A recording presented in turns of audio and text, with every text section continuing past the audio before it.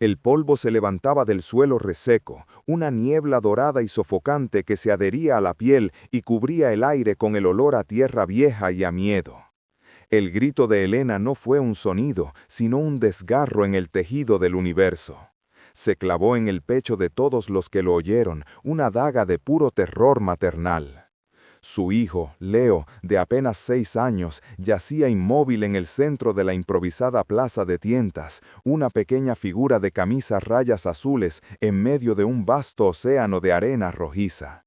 Y sobre él, como una montaña de músculos negros y furia contenida, se cernía la bestia. La bestia tenía un nombre, Fogonero, un toro bravo de 500 kilos cuya reputación precedía a su estampa.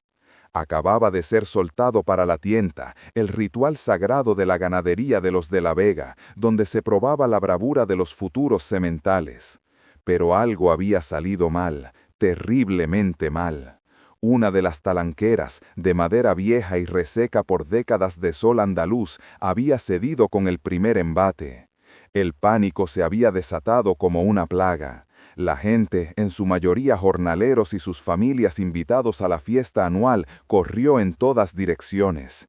En la confusión, en el torbellino de gritos y empujones, Leo había tropezado. Helena lo vio todo a cámara lenta, como en una pesadilla de la que no podía despertar.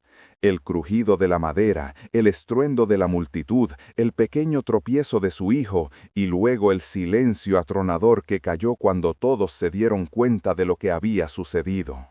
El niño en el suelo. El toro, momentáneamente desorientado por su repentina libertad, olisqueando el aire, sus ojos oscuros buscando una amenaza, un movimiento, una provocación. Y la encontró. La encontró en la pequeña figura inmóvil que yacía a pocos metros de sus pezuñas. Sin pensar, sin un atisbo de lógica o autoconservación, Helena saltó la barrera rota. Sus sandalias de esparto apenas hicieron ruido al tocar la arena. No era una heroína, era una madre. Era una trabajadora del campo cuyo cuerpo estaba moldeado por la necesidad y la fatiga, no por la valentía. Sus manos estaban encallecidas de recoger aceitunas, su rostro curtido por el sol implacable de Jaén. El miedo era un veneno helado en sus venas, pero el amor por su hijo era un fuego que lo consumía todo. Se interpuso entre el toro y Leo, extendiendo sus brazos como si sus frágiles extremidades pudieran detener una avalancha. No, susurró, una plegaria inaudible para la bestia, para Dios, para cualquiera que pudiera escuchar. A mí, ven a por mí. Fogonero levantó la cabeza, sus enormes hollares se dilataron, captando el nuevo olor, el nuevo desafío. Resopló, un sonido gutural que vibró en el pecho de Helena. Raspó el suelo con su pezuña delantera, lanzando arena hacia atrás, un preludio inconfundible de la embestida. La multitud, ahora a una distancia segura, contuvo el aliento colectivo. Los gritos se habían convertido en un murmullo horrorizado. El capataz, Juan, un hombre corpulento y normalmente autoritario, estaba paralizado, su rostro una máscara de pálida impotencia.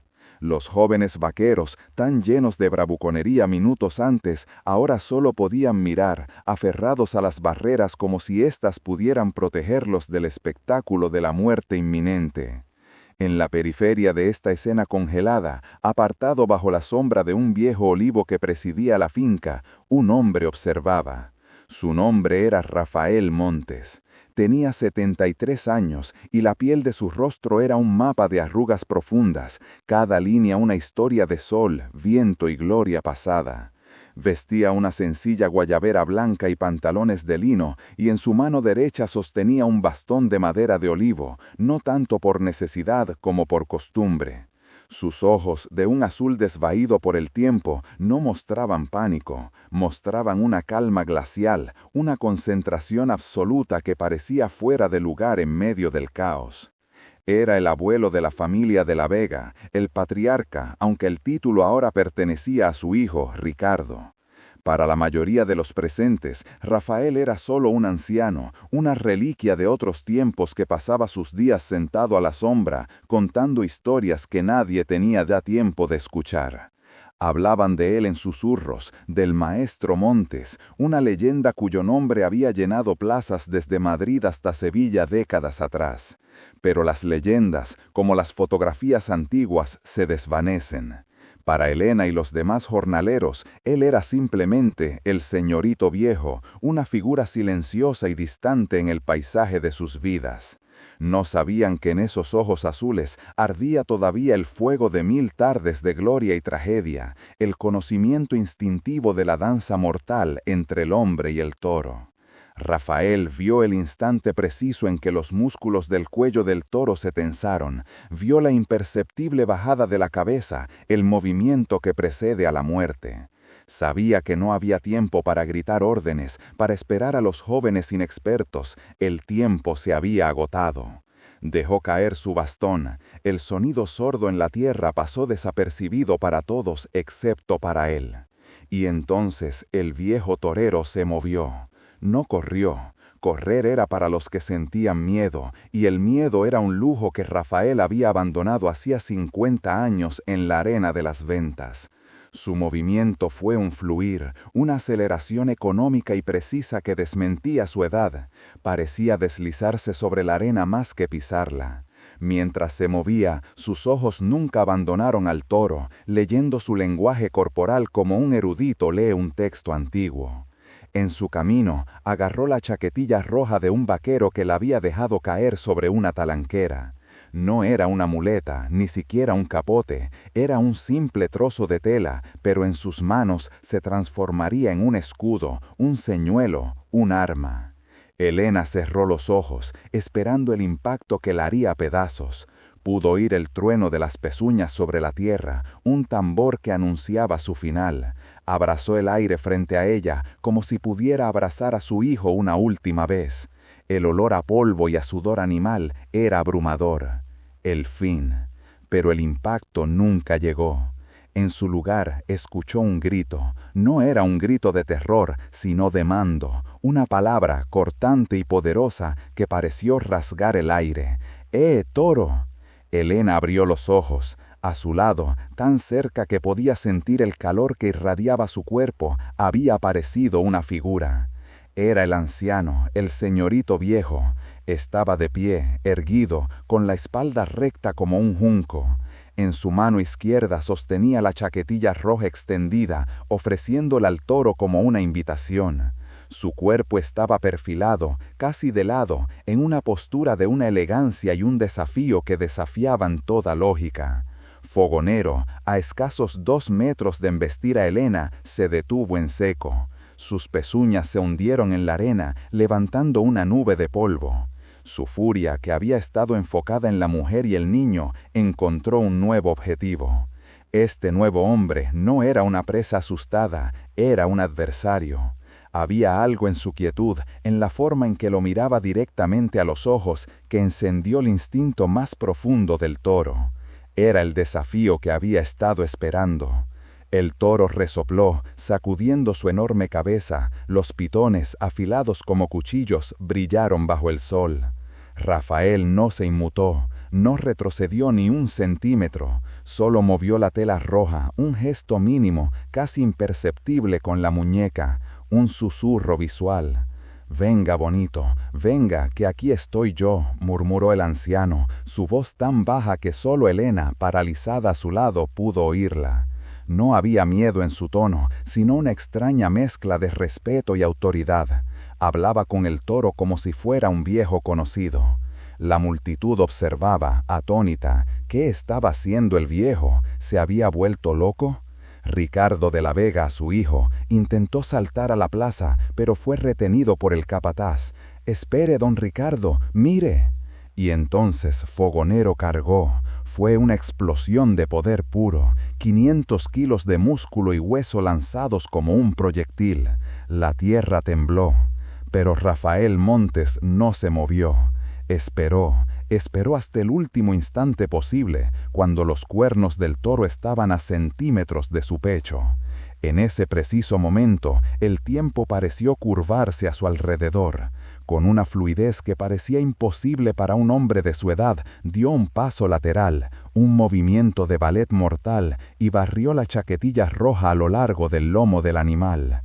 El toro pasó de largo, como un tren de mercancías, su cuerno rozando la tela de la guayabera del anciano. El olé que brotó de la garganta de algunos de los hombres más viejos fue un reflejo, un eco de un pasado olvidado. Rafael no le dio tiempo al toro a darse la vuelta. Con la bestia aún pasando a su lado, dio unos pasos rápidos y elegantes, casi bailando sobre la arena, para colocarse de nuevo en su camino. Lo citó otra vez, con la voz y el engaño. Toro, aquí. Elena seguía congelada, pero su mente comenzaba a procesar lo imposible. El anciano no estaba simplemente distrayendo al toro, estaba toreando, estaba ejecutando un arte antiguo con una maestría que ella nunca había visto, ni siquiera en las corridas que a veces televisaban. Cada movimiento... La ambulancia llegó con un gemido agudo que cortó el silencio respetuoso que se había instalado en la plaza. Los paramédicos, con sus uniformes de un azul práctico y tranquilizador, se abrieron paso con una eficiencia que contrastaba con el caos emocional del momento. Rafael se levantó, sus articulaciones protestando con un chasquido audible, y cedió el espacio. Observó cómo colocaban a Leo en una camilla, cómo uno de ellos revisaba la herida superficial en la pierna de Elena y cómo el otro le hacía preguntas a ella. Preguntas cuyas respuestas parecían flotar en un lugar que su mente, todavía en shock, no podía alcanzar.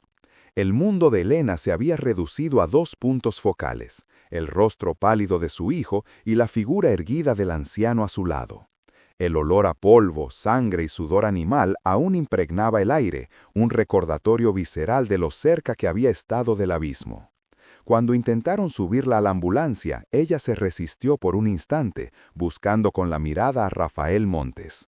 Él asintió, una inclinación de cabeza casi imperceptible, pero cargada de una promesa silenciosa. «Vaya con el niño», dijo, su voz recuperando algo de su autoridad anterior, aunque ahora matizada por una calidez desconocida. «Yo me encargo de todo aquí». Todo era una palabra enorme. ¿Qué significaba? El toro, ahora un montículo oscuro y quieto en el centro de la arena, la multitud, que empezaba a dispersarse en murmullos excitados, llevando consigo la leyenda recién resucitada, o el futuro incierto que se extendía ante ella y su hijo, tan frágil como el hilo de un capote.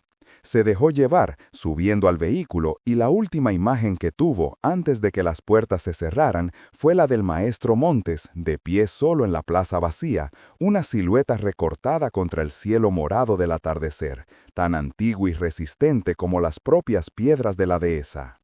En el hospital, el tiempo se estiró en una sucesión de pasillos blancos, olor antiséptico y voces tranquilizadoras.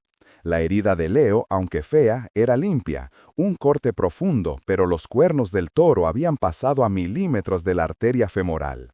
«Un milagro», dijo el médico, un hombre joven con gafas y una expresión de fatiga profesional. «Unos centímetros más y no estaríamos teniendo esta conversación». Elena sintió que el suelo se desvanecía bajo sus pies de nuevo. Le dieron unos puntos a ella, le vendaron la pierna y le ofrecieron un sedante que rechazó.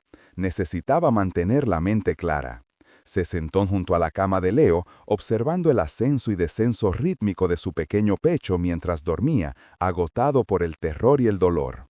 Horas más tarde, cuando la noche se había asentado sobre el pueblo, alguien llamó suavemente a la puerta de la habitación.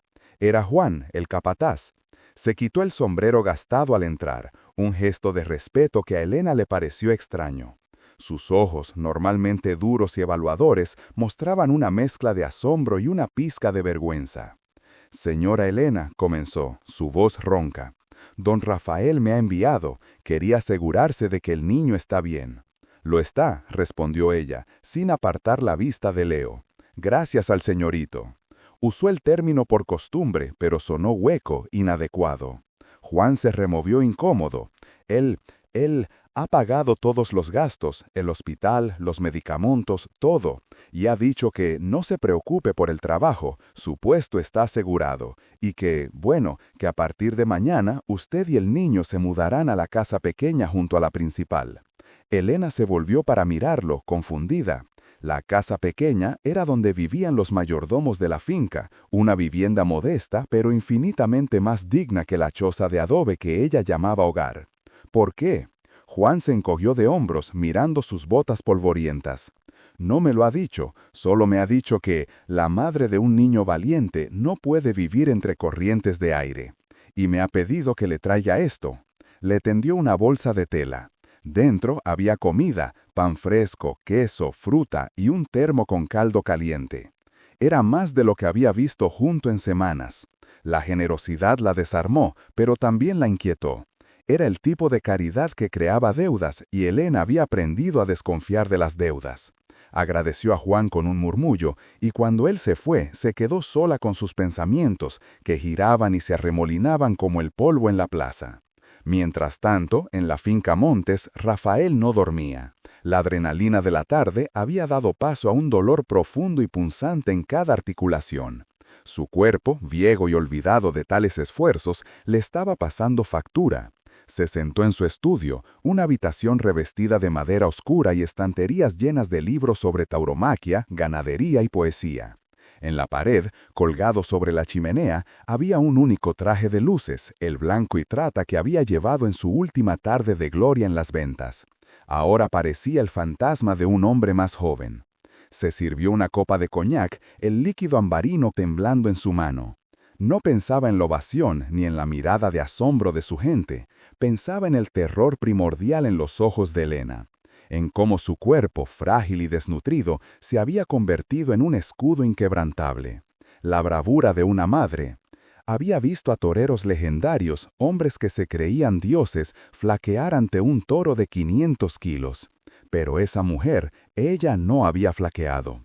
Se había arrodillado, dispuesta a recibir el golpe destinado a su hijo.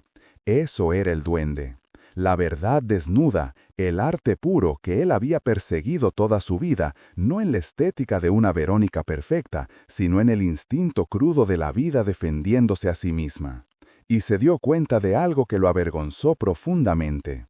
Durante años había visto a esa mujer y a su hijo como poco más que sombras en el paisaje de su finca, parte del inventario, como el ganado o los olivos. No había visto su lucha, su dignidad silenciosa, su hambre. Hoy ella le había dado una lección de coraje que ninguna corrida podría igualar. Y él, Rafael Montes, el gran maestro, se había sentido pequeño ante ella. A la mañana siguiente, Elena llevó a Leo de vuelta a la finca. El niño cojeaba, pero su espíritu infantil ya se estaba recuperando, fascinado por su vendaje y la historia que ahora podía contar. Cuando llegaron, no fueron a su vieja choza. Juan los estaba esperando junto a la casita del mayordomo. Estaba limpia, olía a lejía y a pan recién horneado. Había una cama de verdad para Leo, con sábanas limpias y una cocina con comida en la despensa. Para Elena, que había vivido al borde de la nada durante tanto tiempo, aquello era un palacio. Se sentía abrumada por una gratitud que le costaba expresar, pero también por una sensación de desequilibrio. Este nuevo mundo era precario, dependía enteramente de la benevolencia de un hombre al que apenas conocía. Pasaron 2 días. Rafael no apareció. Elena comenzó a trabajar de nuevo en las cocinas de la casa principal, sintiendo las miradas furiosas de los otros empleados. Ya no era la viuda invisible, era la mujer que el maestro salvó. La historia se había extendido por toda la comarca, adornada y exagerada con cada repetición.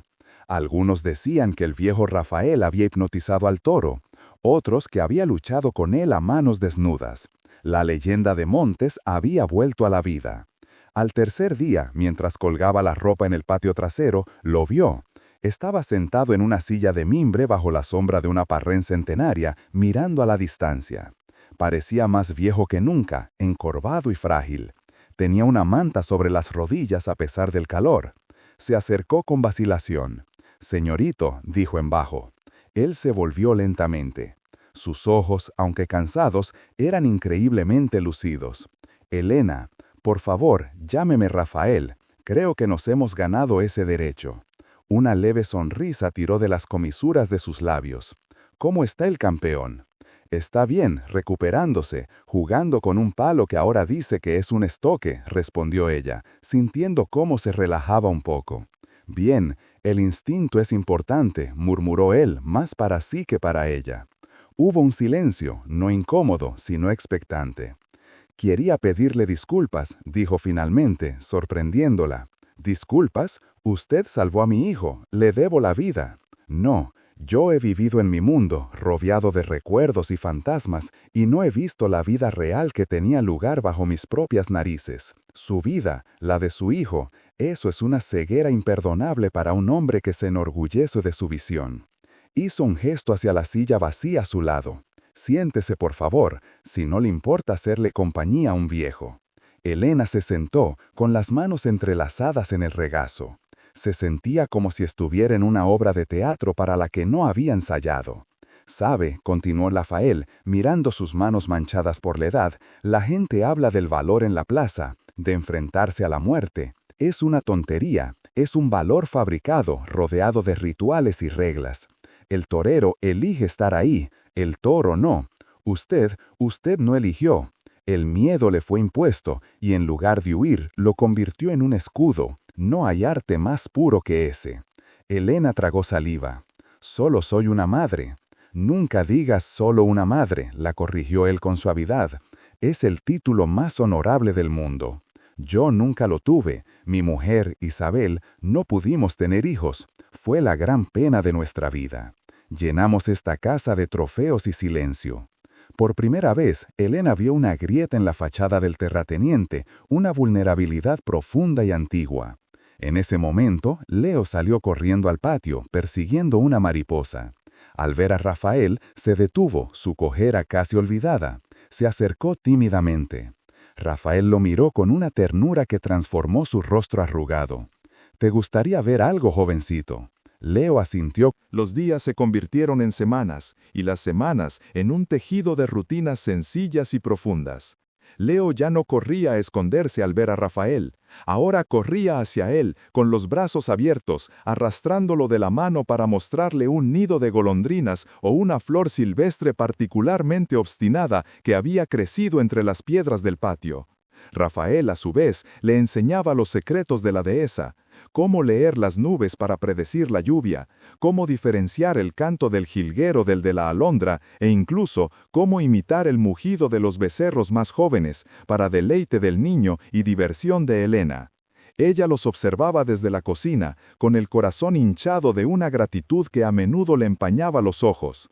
La finca, que antes había sido un mero lugar de trabajo y supervivencia, se había transformado en un hogar. Rafael Montes, el legendario matador, se había despojado por completo de su antigua piel. Ya no caminaba con la rigidez del que espera una ovación, sino con la pausada cadencia del que saborea cada paso. Había cambiado el traje de luces por ropa de faena y la muleta por un bastón de madera nudosa que Leo había decorado con cintas de colores. Las conversaciones entre Elena y él se volvieron más íntimas, llenas de confesiones susurradas al amparo de la noche. Él le habló de sus miedos, de la soledad que roe el alma en los hoteles de lujo tras una tarde de gloria, y ella le habló de sus sueños rotos, de un amor que la había dejado sola con un hijo y una montaña de deudas. Descubrieron que, a pesar de las enormes diferencias en sus vidas, sus cicatrices tenían formas muy parecidas. Una tarde, mientras el sol comenzaba su lento descenso, Rafael llamó a Elena al despacho. Era la única habitación de la casa que aún conservaba un aire solemne, con sus paredes cubiertas de carteles de corridas antiguas y cabezas de toro disecadas. Sobre la imponente mesa de roble había extendido unos papeles. «Elena», comenzó, su voz inusualmente formal, «he estado pensando en el futuro, en tu futuro y sobre todo en el de Leo». Ella sintió un nudo de aprensión en el estómago. Temía que aquel idilio estuviera llegando a su fin, que la realidad fuera a reclamar su lugar. «Esta finca, esta vida, ya no es para un hombre solo», continuó él, evitando su mirada. «He hablado con mi abogado. Quiero dejar todo a nombre de Leo. La casa, las tierras, todo. y quiero que tú seas su administradora legal hasta que sea mayor de edad. Es lo justo. Vosotros le habéis devuelto la vida a este lugar». Helena se quedó sin aliento. Las lágrimas que había contenido durante tanto tiempo brotaron sin control. No eran lágrimas de tristeza, sino de una incredulidad abrumadora. Se acercó a la mesa, sus manos temblorosas rozando los documentos que cambiarían su vida para siempre. Era más de lo que jamás se había atrevido a soñar. Mientras leía las cláusulas, una línea en particular captó su atención.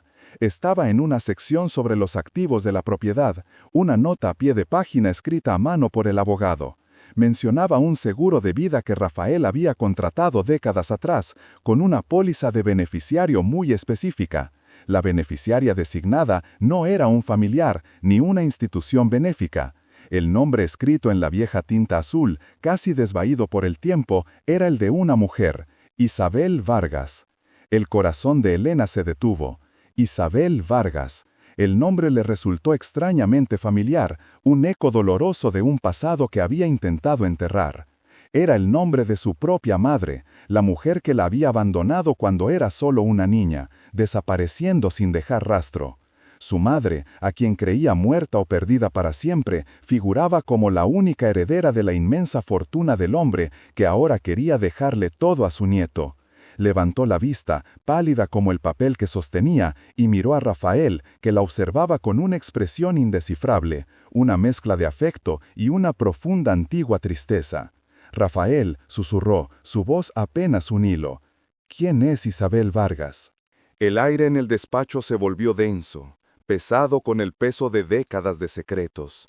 Rafael no apartó la mirada. Sus ojos, que antes habían desafiado a bestias de media tonelada, ahora sostenían el frágil y tembloroso escrutinio de Helena.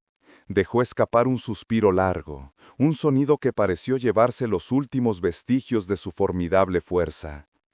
Isabel Vargas, repitió, y el nombre en sus labios sonó como una oración y una herida a la vez.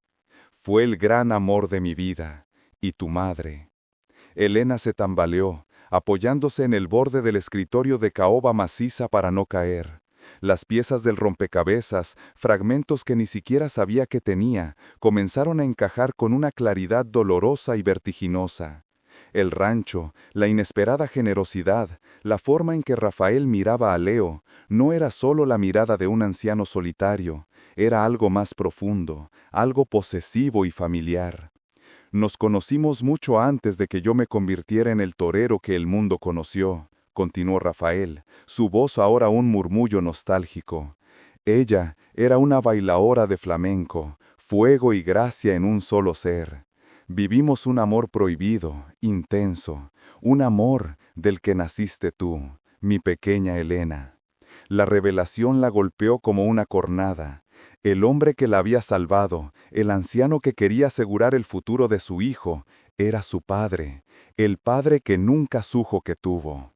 Las lágrimas que había contenido se derramaron sin control, no de tristeza, sino de una abrumadora confusión de ira, alivio y un doloroso anhelo.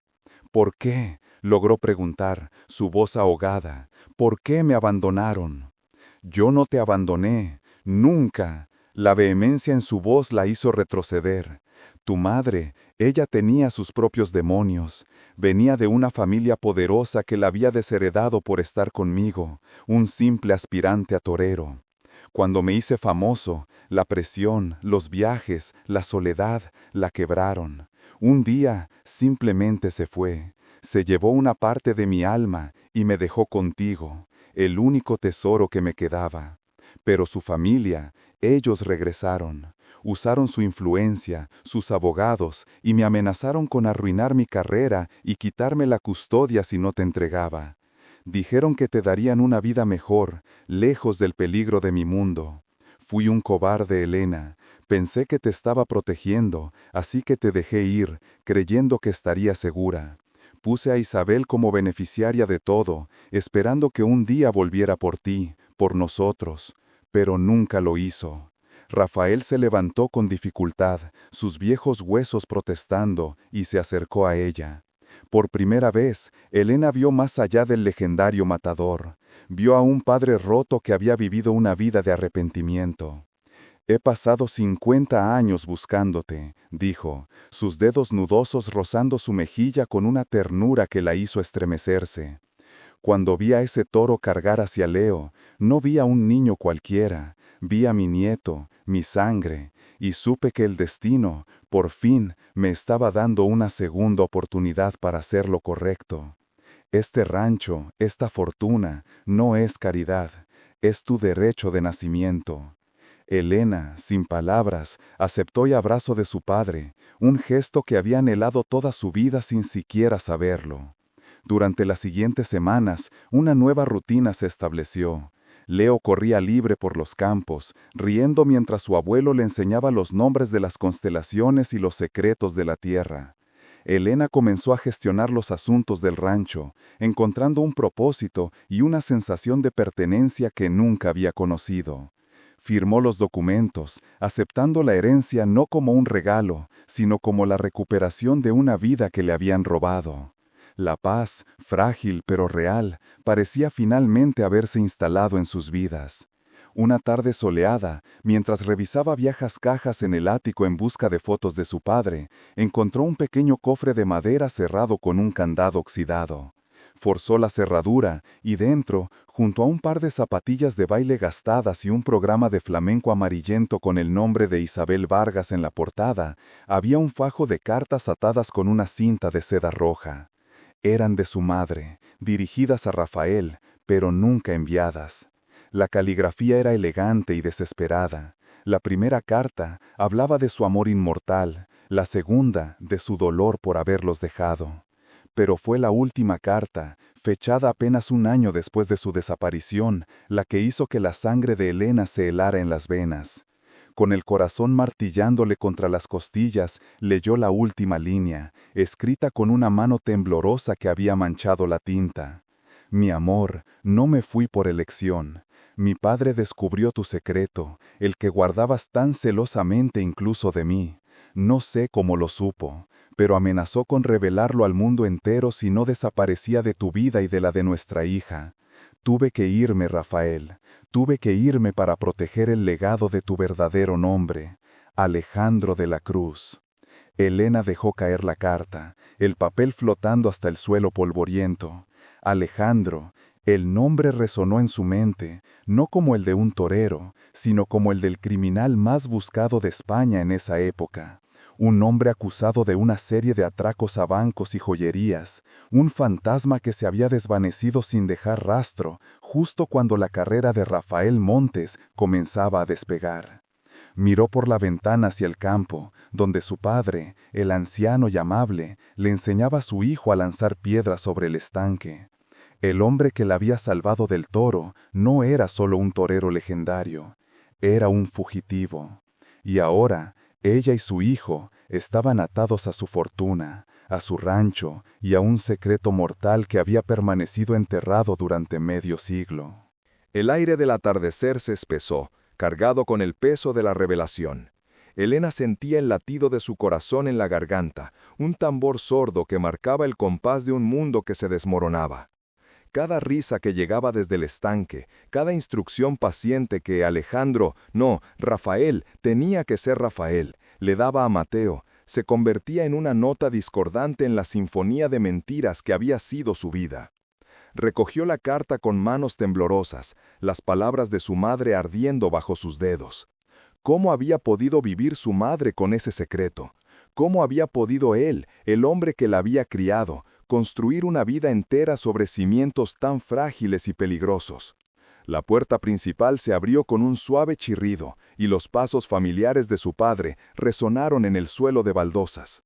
Elena se apresuró a esconder la carta en el bolsillo de su delantal, dándose la vuelta justo cuando él entraba en la cocina, con Mateo a horcajadas sobre sus hombros, riendo a carcajadas. «Hemos conquistado el estanque, ¿verdad, campeón?», dijo Rafael, su voz tan cálida y familiar como siempre.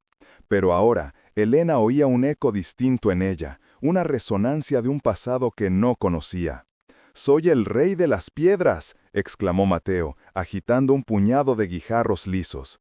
Rafael bajó al niño al suelo con una ternura que le partió el alma a Elena. Vio el amor genuino en sus ojos cansados, la misma mirada que la había consolado en sus noches de fiebre, la que la había animado antes de cada examen importante. ¿Era ese hombre un criminal?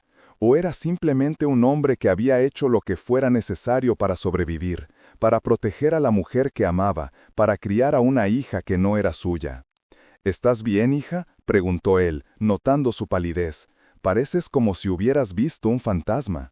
Solo estoy cansada, mintió Elena, forzando una sonrisa. Ha sido un día largo. Esa noche, mientras Mateo dormía profundamente, Elena se enfrentó a él en el salón, junto a la chimenea apagada. Le mostró la carta. Observó cómo el rostro de Rafael, surcado por las arrugas de una vida de sol y sonrisas, se transformó en una máscara de dolor y resignación. No lo negó.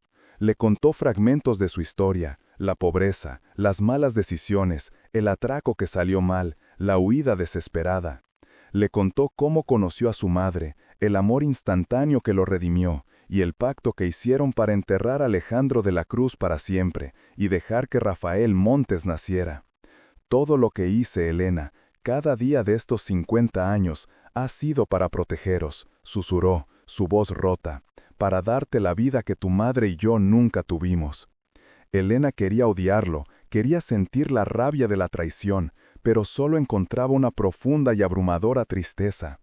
Este hombre, su padre en todo lo que importaba, había vivido cada día con una sentencia de muerte pendiendo sobre su cabeza, y ahora ella compartía su carga.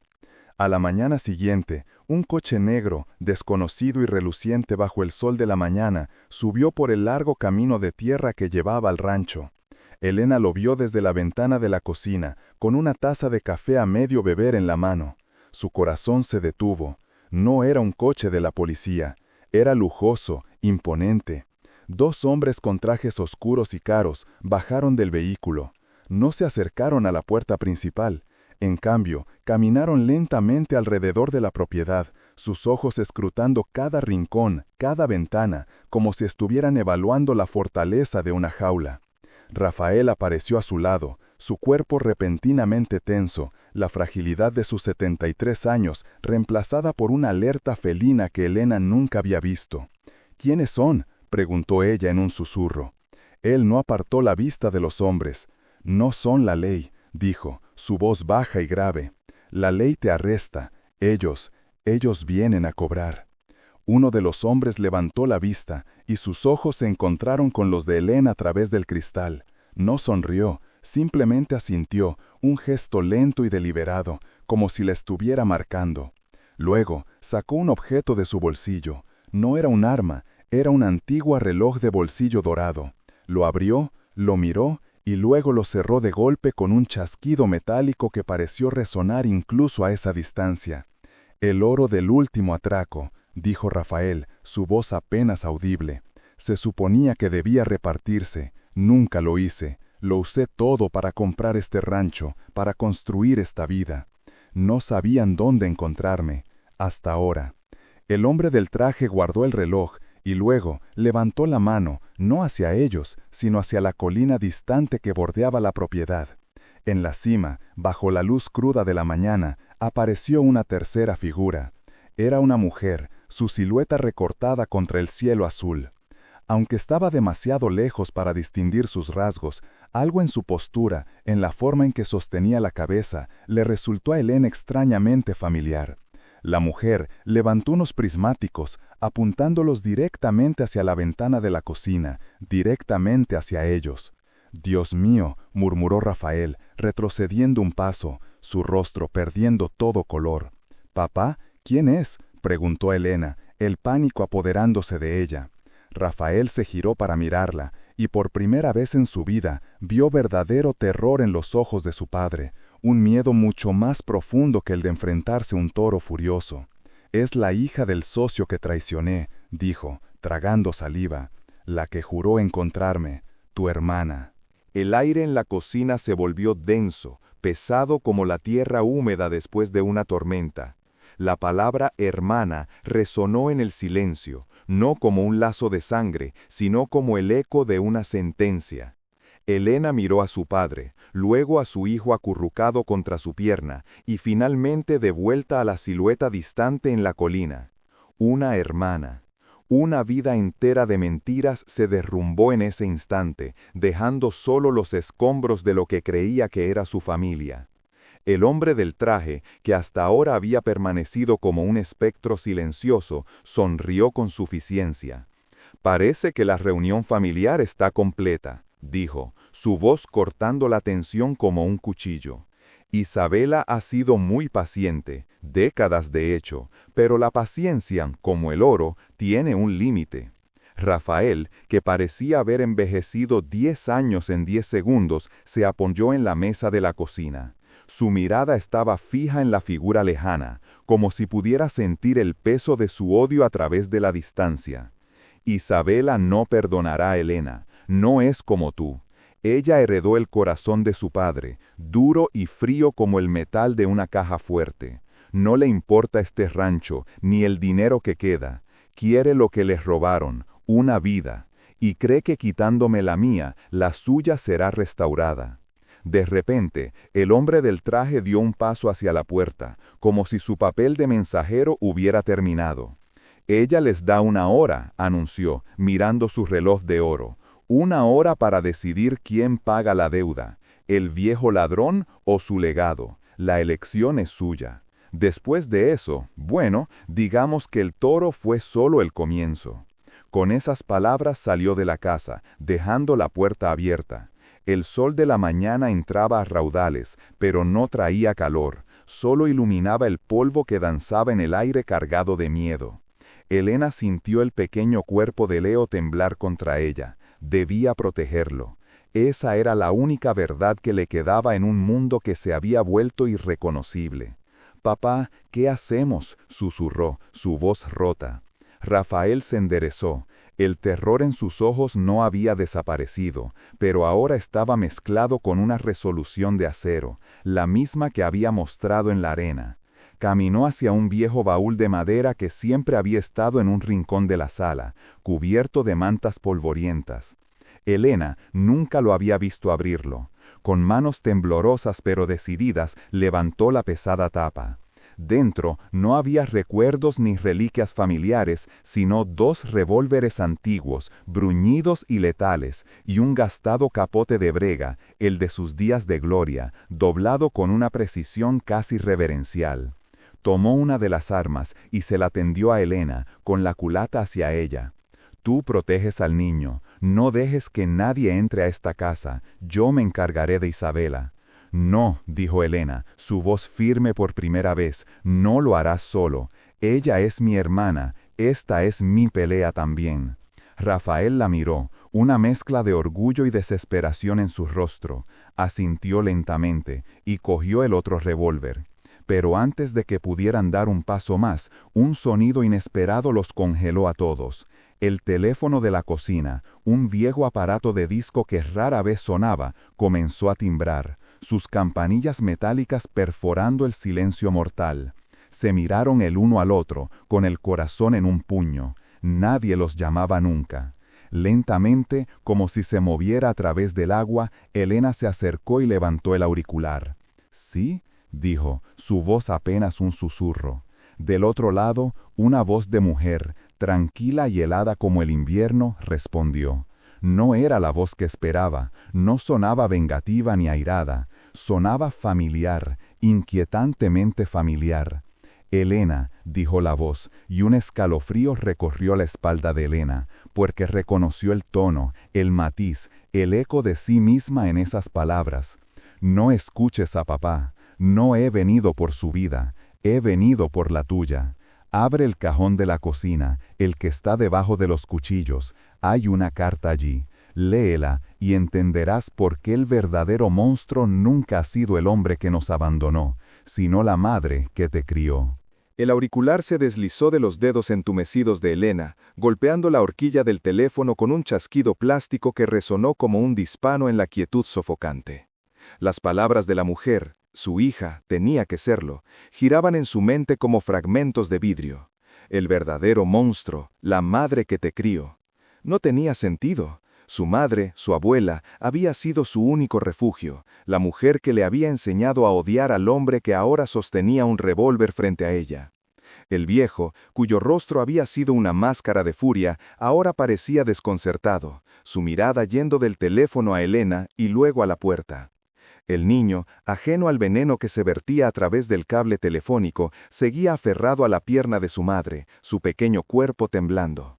Con movimientos automáticos, Elena se dirigió al cajón de la cocina. Sus manos temblaban tanto que apenas pudo agarrar el pomo de madera. Al abrirlo, el olor a especias viejas y metal llenó el aire. Debajo de un juego de cuchillos de plata deslustrados, había un sobre amarillento y grueso, sellado con cera roja agrietada por el tiempo. Su nombre, Elena, estaba escrito en la caligrafía elegante y puntiaguda de su madre. Rompió el sello con un dedo tembloroso. Dentro no había una carta, sino una serie de fotografías en blanco y negro y un único recorte de periódico, doblado y frágil. La primera foto la dejó sin aliento.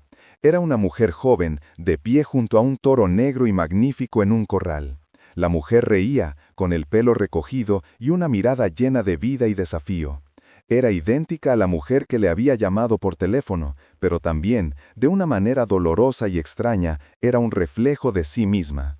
Detrás de ella, apoyado en la valla, estaba el viejo torero, pero no era viejo en la foto.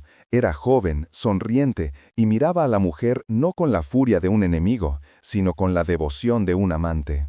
Sacó la siguiente foto. La misma pareja, ahora en lo que parecía una boda improvisada. Él le ponía un anillo en el dedo. Estaban felices. La siguiente mostraba a la mujer sosteniendo a un bebé, a Elena, y en el fondo, sonriendo con una calidez que Elena nunca había conocido, estaba su madre, la abuela que la había criado. El recorte de periódico era de una sección de Sociedad local, fechado hacía 30 años.